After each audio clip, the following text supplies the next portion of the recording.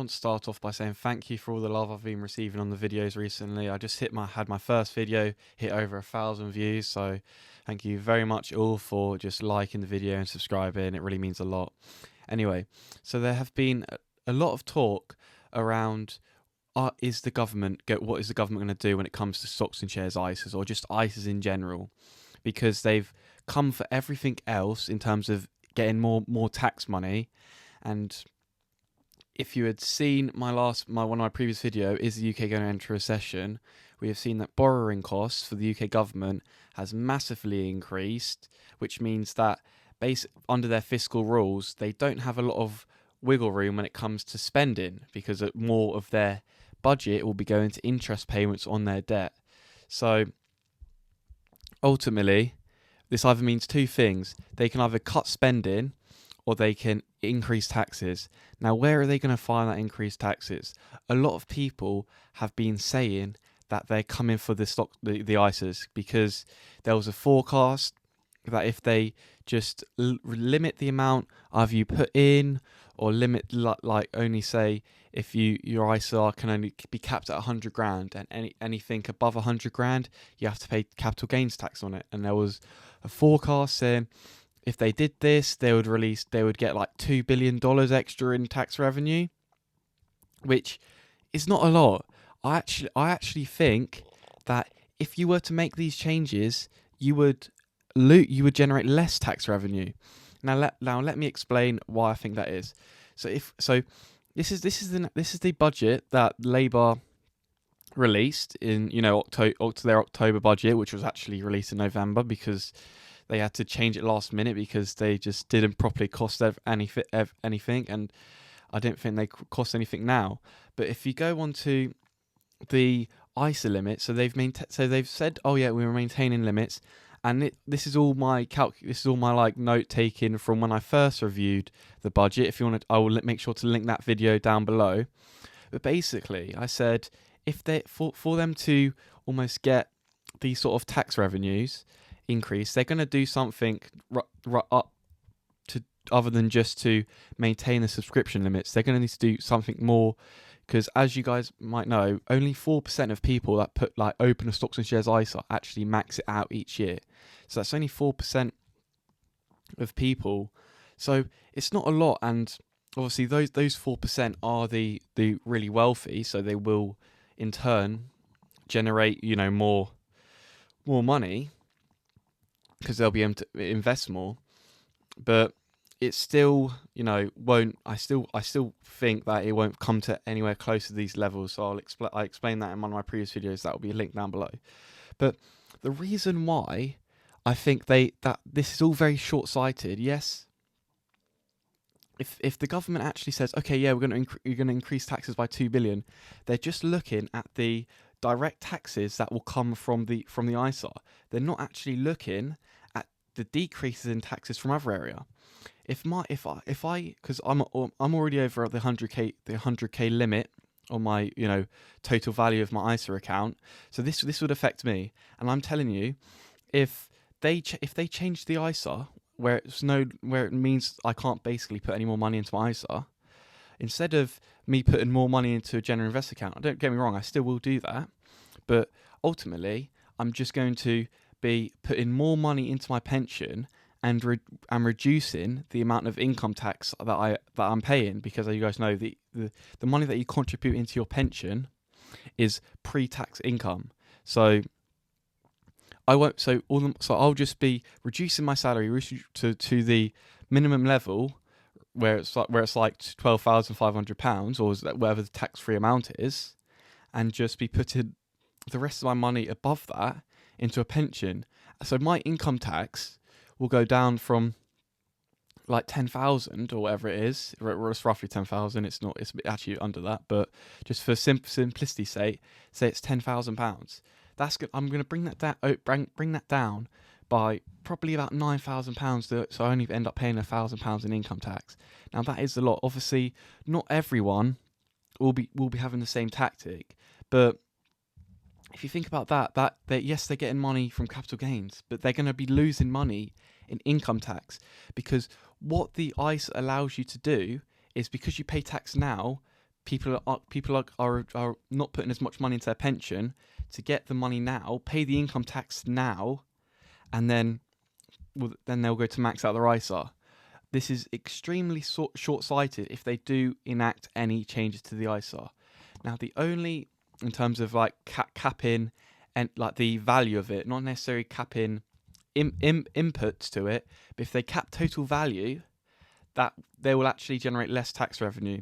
Another reason why this is the case is because in the future, I am pretty much certain that the state pension, regardless if it's Labour, Conservative, Reform, anything, I know Conservative have said we're looking at, means testing the state pension already. Labour have said, oh no, we're not going to do that. But they also said they're not going to get rid of, what was it, the winter fuel allowance, which they did. So yes, both uni party will look at means testing the pension, and if it's a Reform government, the Reform will do the same, because right now the amount the state pension is growing by is unsustainable. Something needs to change. Now, if they change the ISAs, more people will be taking a state pension, because if they means test it, saying, oh, if your income is below £30,000, whatever it is, you get a state pension. Or even if it's it's £20,000. If it's below £20,000, you get the state pension. If it's above that, you don't get the state pension, which then saves revenue, and they don't have to pay that out. If they make ISA balances lower and they cap ISA, your ISA, people aren't going to have as big ISAs. They're not going to have as big revenue when it comes to their retirement. So they might have to stay at state pension. This is a really ill thought out plan if they do try and come for the ISA for the sake of £2 billion. They can get that money more effectively so much, but like anywhere else in the economy. This is not a very well thought out plan if they do come for it, which is why do I actually think they're going to come for it? I think they will try. We've seen that the Labour government has not been the most foresightful when it comes to looking into the future. Obviously, will it happen straight away?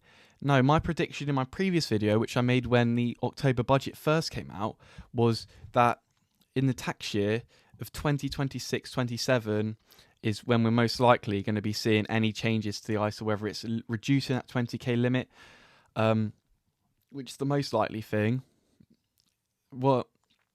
Which I don't actually think is which is, if they are going to do any changes, the way to go is to reduce the amount of money you can put into an ISA. Because if you look at comparable plans in the US, for example, their Roth IRA, which is the equivalent of our stocks and shares ISA, they're only allowed to put in $6,000 into theirs. We got allowed £20,000.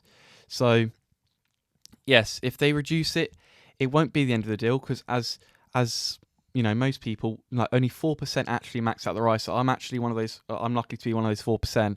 But reducing this subscription limit, it will be the way to go, rather than actually increasing a total amount you put in, or a total value that the ISA is worth. That will kill the ISA, and it will actually really harm them in the long term when it comes to gathering tax revenue or reducing what they need to pay out in the state pension, for example.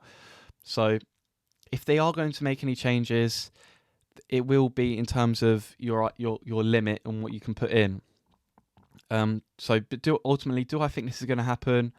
No, because it will be such a stupid decision if they were to do anything to the ISA. Obviously, and we have to think about the likelihood of any changes happening, is that because the ISA is so powerful, every single government official is using the ISA in some way. They're easily maxing it out with their six-figure salaries.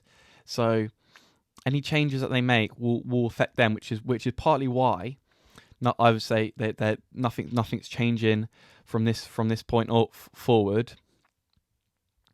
But when you're looking at the amount of tax revenue they're trying to forecast that they're trying to grow by, I think maybe they might introduce it in 26, 27, but that's still time away, and a lot can happen in that time.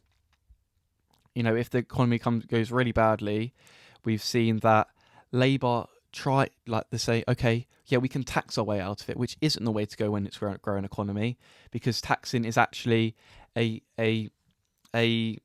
like minus from the economy. Like, if anyone had studied economics would know that if you look at the total GDP, it's measured up of like multiple things.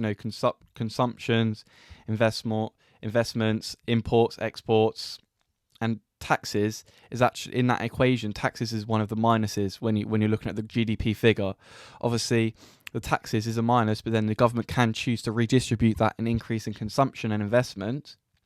But quite often, it's not a 1-for-1. So if they take $1 in taxes, they're not going to put in $1 in, into consumption or investment, because that's just, that's just not how it works. So taxing is the wrong way forward. But Labour seem to think that that's why, that's what the best way of going, which is why we've seen in this budget, we've seen over a 40 billion increase in taxes. So if you just look 25 billion, 5 billion, 2 billion. Yeah. Anyway, all of these figures add up to about 40 billion taxes. So the UK is under the highest tax burden that we've seen in it's probably forever, to be honest, and this is why the UK economy, I think, is entering a recession. Obviously, we had the first quarter negative.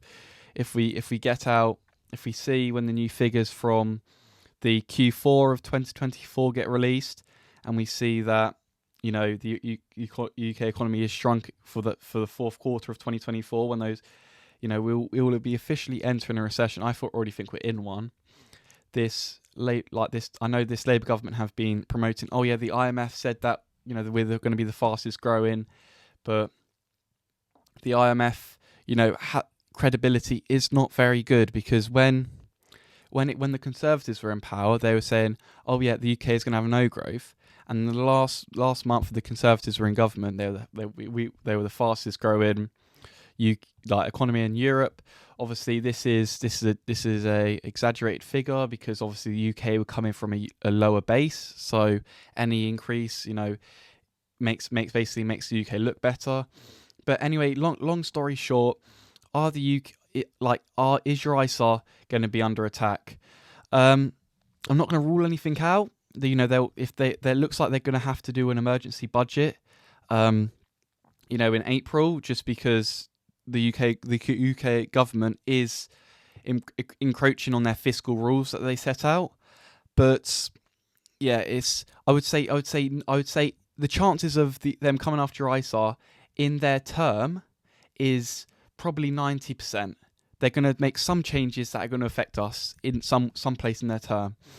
Now, when do I think it's going to happen? That's very hard to say. I'm saying the most likely chance that they're going to do it would be, either in next year's budget or the year after, when they're looking for more ways they can squeeze tax out of everyone.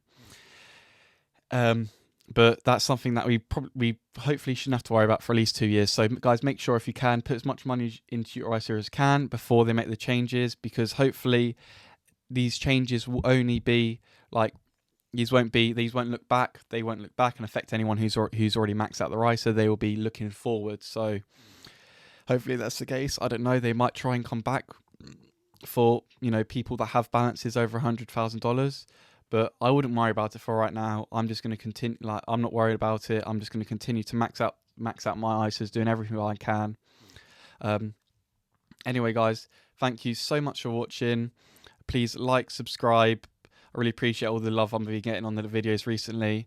And please share with your friends. If you want to check out my video where I go into the budget in a little bit more detail, it will be linked down below in the description.